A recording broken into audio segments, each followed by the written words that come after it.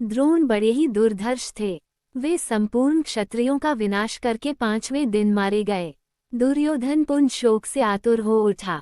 उस समय कर्ण उसकी सेना का कर्णधार हुआ। पांडव सेना का आधिपत्य अर्जुन को मिला। कर्ण और अर्जुन में भांति भांति के अस्त्र शस्त्रों की मार-काट से युक्त महाभयानक युद्ध हुआ, जो देवासुर संग्राम को भी मात करने वाला था। कर्ण और अर्जुन के संग्राम में कर्ण ने अपने बाणों से शत्रु पक्ष के बहुत से वीरों का संहार कर डाला। 17वें दिन से पहले तक कर्ण का युद्ध अर्जुन के अतिरिक्त सभी पांडवों से हुआ। उसने महाबली भीम सहित इन पांडवों को एक पर एक रण में परास्त भी किया था, पर माता कुंती को दिए वचनानुसार उसने किसी भी पांडव की हत्या नहीं की। 17वें दिन के युद्ध में आखिरकार वह घड़ी आ ही गई जब कर्ण और अर्जुन आमने सामने आ गए। इस शानदार संग्राम में दोनों ही बराबर थे। कर्ण को उसके गुरु परशुराम द्वारा विजय नामक धनुष भेद स्वरूप दिया गया था, जिसका प्रतिरूप स्वयं विश्वकर्मा ने बनाया था।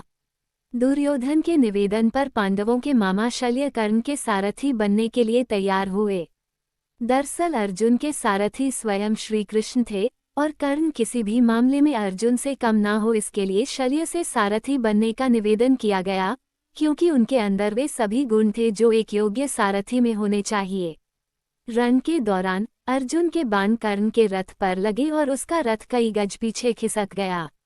लेकिन जब कर्ण के बाण अर्जुन के रथ पर लगे तो उसका रथ केवल कुछ ही बालिश्त हथेली जितनी दूरी दूर खिसका। इस पर श्रीकृष्ण ने कर्ण की प्रशंसा की। इस बात पर चकित होकर अर्जुन ने कर्ण की इस प्रशंसा का कारण पूछा, क्योंकि उसके बाण रथ को पीछे खिसकाने में अधिक प्रभावशाली थे। तब कृष्ण ने कहा कि कर्ण के रथ पर केवल कर्ण और शल्य का भार है, लेकिन अर्जुन के रथ पर तो स्वयं वे और हनुमान विराजमान है, और तब भी कर्ण ने उनके रथ को कुछ बालिश्त पीछे खिसका दिया। इसी प्रकार कर्ण ने कई बार अर्जुन के धनुष की प्रत्यंचा काट दी, लेकिन हर बार अर्जुन पलक झपकते ही धनुष पर प्रत्यंचा चढ़ा लेता। इसके लिए कर्ण अर्जुन की प्रशंसा करता है और शल्य से कहता है कि वह अब समझा कि क्यों अर्जुन को सर्वश्रेष्ठ धनुर्धर कहा जाता है। कर्ण और अर्जुन ने दैवीय अस्त्रों को चलाने के अपने अपने ज्ञान का पूर्ण उपयोग करते हुए बहुत लंबा और घमासान युद्ध किया। कर्ण द्वारा अर्जुन का सिर धड़ से अलग करने के लिए नागास्त्र का प्रयोग किया गया, लेकिन श्रीकृष्ण द्वारा सही समय पर रथ को भूमि में थोड़ा सा धंसा लिया गया, जिससे अर्जुन बच गया। इससे नागास्त्र अर्जुन के सिर के ठीक ऊपर से उसके मुकुट को छेदता हुआ निकल गया। नागास्त्र पर उपस्थित अश्वसेना नाग ने कर्ण से निवेदन किया कि वह उस अस्त्र का दोबारा प्रयोग करे ताकि इस बार वह अर्जुन के शरीर को बेधता हुआ निकल जाए, लेकिन कर्ण माता कुंती को दिए वचन का पालन करते हुए उस अस्त्र के पुनः प्रयोग से मना कर देता है। धरती में धन से अपने रथ के पहिए को निकालता कर्ण। यद्यपि युद्ध गतिरोधपूर्ण हो रहा था, लेकिन कर्ण तब उलझ गया जब उसके रथ का एक पहिया धरती में धंस गया। धरती माता के श्राप के कारण वह अपने को दैवीय अस्त्रों के प्रयोग में भी असमर्थ पाता है, जैसा कि उसके गुरु परशुराम का श्राप था। तब कर्ण अपने रथ के पहिए को निकालने के लिए नीचे उतरता है और अर्जुन से निवेदन करता है कि वो युद्ध के नियमों का पालन करते हुए कुछ देर के लिए उस पर बाण चलाना बंद कर दे। तब श्री कृष्ण अर्जुन से कहते हैं कि कर्ण को कोई अधिकार नहीं है कि वह अब युद्ध नियमों और धर्म की बात करे, जबकि स्वयं उसने भी अभिमन्यु वध के समय किसी भी युद्ध नियम और धर्म का पालन नहीं किया था।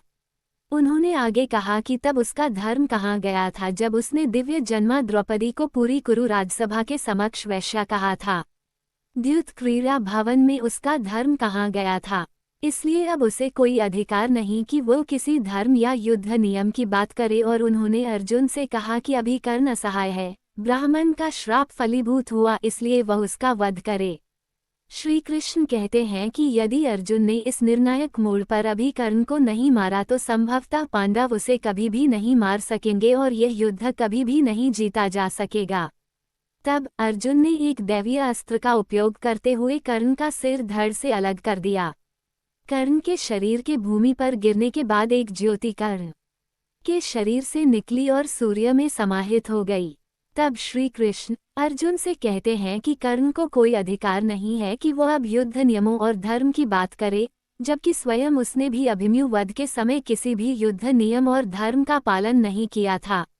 उन्होंने आगे कहा कि तब उसका धर्म कहाँ गया था जब उसने दिव्य जन्मा द्रौपदी को पूरी कुरु राजसभा के समक्ष वैश्या कहा था। द्युत क्रीड़ा भवन में उसका धर्म कहाँ गया था। इसलिए अब उसे कोई अधिकार नहीं कि वो किसी धर्म या युद्ध नियम की बात करे। और उन्होंने अर्जुन से कहा कि अभी कर्ण असहाय है, ब्राह्मण का श्राप फलीभूत हुआ, इसलिए वह उसका वध करे। श्री कृष्ण कहते हैं कि यदि अर्जुन ने इस निर्णायक मोड़ पर अभी कर्ण को नहीं मारा तो संभवतः पांडव उसे कभी भी नहीं मार सकेंगे और यह युद्ध कभी भी नहीं जीता जा सकेगा। तब अर्जुन ने एक दैवीय अस्त्र का उपयोग करते हुए कर्ण का सिर धड़ से अलग कर दिया। कर्ण के शरीर के भूमि पर गिरने के बाद एक ज्योति कर्ण के शरीर से निकली और सूर्य में समाहित हो गई। तदनंतर राजा शल्य कौरव सेना के सेनापति हुए, किंतु वे युद्ध में आधे दिन तक ही टिक सके। दोपहर होते होते राजा युधिष्ठिर ने उन्हें मार दिया। दुर्योधन की प्राय सारी सेना युद्ध में मारी गई थी। अंततोगत्वा उसका भीमसेन के साथ युद्ध हुआ। उसने पांडव पक्ष के पैदल आदि बहुत से सैनिकों का वध करके भीमसेन पर धावा किया। उस समय गदा से प्रहार करते हुए दुर्योधन के अन्य छोटे भाई भी भीमसेन के ही हाथ से मारे गए। अपने राजा दुर्योधन की ऐसी दशा देखकर और अपने पिता द्रोणाचार्य की मृत्यु का स्मरण कर अश्वत्थामा अधीर हो गया। छुपकर वह पांडवों के शिविर में पहुंचा और घोर कालरात्रि में कृपाचार्य तथा कृतवर्मा की सहायता से पांडवों के बचे हुए वीर महारथियों को मार डाला। केवल यही नहीं, उसने पांडवों के 5 पुत्रों के सिर भी अश्वत्थामा ने काट डाले। अश्वत्थामा के इस कुकर्म की सभी ने निंदा की, यहाँ तक कि दुर्योधन तक को भी यह अच्छा नहीं लगा। पुत्रों के हत्या से दुखी द्रौपदी विलाप करने लगी। उसके विलाप को सुनकर अर्जुन ने उस नीच कर्म हत्यारे ब्राह्मण के सिर को काट डालने की प्रतिज्ञा की। अर्जुन की प्रतिज्ञा सुन अश्वत्थामा भाग निकला। श्री कृष्ण को सारथी बनाकर एवं अपना गांडीव धनुष लेकर अर्जुन ने उसका पीछा किया। अश्वत्थामा को कहीं भी सुरक्षा नहीं मिली तो भय के कारण उसने अर्जुन पर ब्रह्मास्त्र का प्रयोग कर दिया। अश्वत्थामा ब्रह्मास्त्र को चलाना तो जानता था पर उसे लौटाना नहीं जानता था। उस अति प्रचंड तेजो में अग्नि को अपनी ओर आता देख अर्जुन ने श्री कृष्ण से विनती की, हे जनार्दन, आप ही इस त्रिगुणमय सृष्टि को रचने वाले परमेश्वर हैं। सृष्टि के आदि और अंत में आप ही शेष रहते हैं। आप ही अपने भक्तजनों की रक्षा के लिए अवतार ग्रहण करते हैं। आप ही ब्रह्मा स्वरूप हो रचना करते हैं, आप ही विष्णु स्वरूप हो पालन करते हैं और आप ही रुद्र स्वरूप हो संहार करते हैं। आप ही बताइए कि यह प्रचंड अग्नि मेरी ओर कहाँ से आ रही है और इससे मेरी रक्षा कैसे होगी। श्री कृष्ण बोले, हे अर्जुन, तुम्हारे भय से व्याकुल होकर अश्वत्थामा ने ये ब्रह्मास्त्र तुम पर छोड़ा है। इससे बचने के लिए तुम्हें भी अपने ब्रह्मास्त्र का प्रयोग करना होगा, क्योंकि अन्य किसी अस्त्र से इसका निवारण नहीं हो सकता। श्री कृष्ण की इस मंत्रणा को सुनकर महारथी अर्जुन ने भी तत्काल आचमन करके अपना ब्रह्मास्त्र छोड़ दिया। दोनों ब्रह्मास्त्र परस्पर भिड़ गए और प्रचंड अग्नि उत्पन्न होकर तीनों लोकों को तप्त करने लगी। उनकी लपटों से सारी प्रजा दग्ध होने लगी। इस विनाश को देखकर अर्जुन ने दोनों ब्रह्मास्त्रों को लौटाकर शांत कर दिया और झपटकर अश्वत्थामा को पकड़कर बांध लिया। श्री कृष्ण बोले, हे अर्जुन धर्मात्मा, सोए हुए, असावधान, मतवाले, पागल, अज्ञानी, रथहीन, स्त्री तथा बालक को मारना धर्म के अनुसार वर्जित है। इसने धर्म के विरुद्ध आचरण किया है, सोए हुए निरपराध बालकों की हत्या की है। जीवित रहेगा तो पुनः पाप करेगा।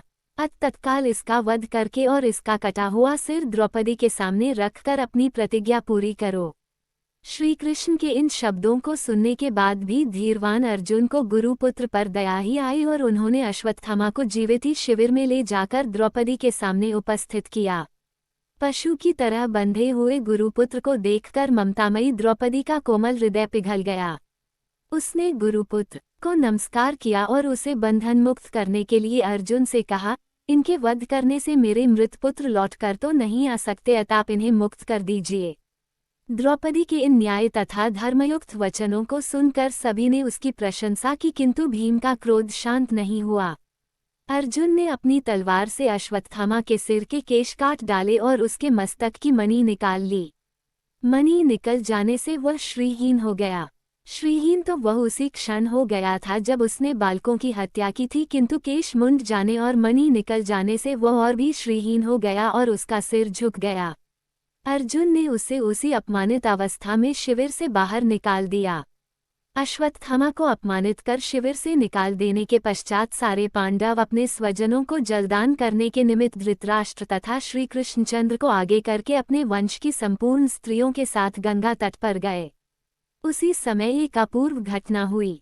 उन्होंने देखा कि उनकी वधू उत्तरा ने व्याकुल स्वर में कहा कि मुझे बचाओ, मुझे बचाओ, मेरी रक्षा करो, आप योगेश्वर हैं, देवताओं के भी देवता हैं, संसार की रक्षा करने वाले हैं, आप सर्वशक्तिमान हैं। ये देखिए, प्रज्वलित लोहे का बाण मेरे गर्भ को नष्ट न कर दे। हे प्रभो, आप ही मेरी रक्षा करने में समर्थ हैं।